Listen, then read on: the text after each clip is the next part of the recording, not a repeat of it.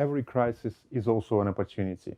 In the area of international investment law, the opportunity is to re-examine and strike a better balance between the need to regulate in the public interest and protecting foreign investments. Let me focus this presentation on four main areas, which in my view require urgent attention. First, the need to facilitate the role of international investment law in combating corruption and money laundering. Second, the need to provide a greater certainty on the effect of corporate restructuring on ISDS. Third, the need to tackle inequalities resulting from ISDS.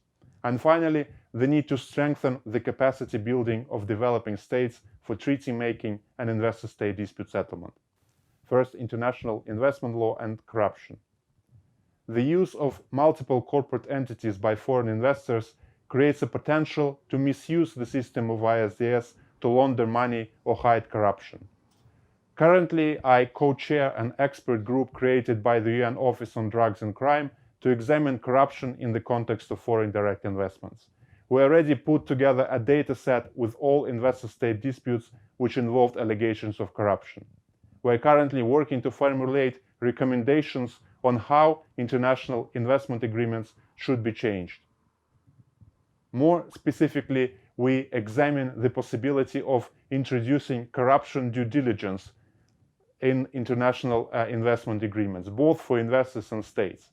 The idea is that only having met this obligation, investors can resort to investor-state disputes, and on the other hand, states can assert corruption as a jurisdictional defense. International investment agreements can specifically provide for such an obligation. Our expert group plans to conclude its work and publish a report in the first half of 2021, and the UNDC will make it available on its website. Second, corporate restructuring and ISDS. Both investors and states need a greater certainty on the protected investment and investor in international investment agreements. We recently conducted an empirical study on corporate restructuring and investment treaty protections with a leading law firm. It shows international investment tribunals have already developed consistent approaches on a number of relevant issues. For example, tribunals in over 90% of cases decline jurisdiction if the claimant does not engage in any genuine economic activity in the respondent state. The study also demonstrates that if the sole purpose of corporate restructuring was to access ISDS, tribunals reject jurisdiction in nearly 80% of cases. However, it takes a significant amount of time and money for tribunals to reach these outcomes. International investment agreements should become more clear and specific on these issues. Third, the need to tackle inequalities resulting from ISDS. In another recent paper, we showed that international investment law's asymmetric model, giving foreign investor only rights and host state only obligations, no longer reflects the new economic and political realities. The equilibrium between corporate and state actors has significantly shifted in recent decades, and international investment law should be reformed accordingly.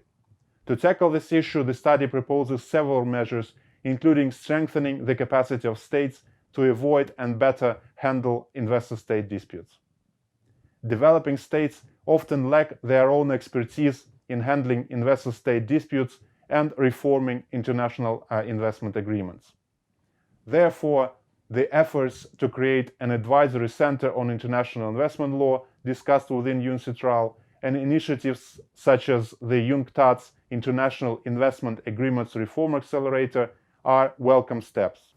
This year, our institute launched an online course on international investment law and dispute resolution, featuring leading practitioners and arbitrators.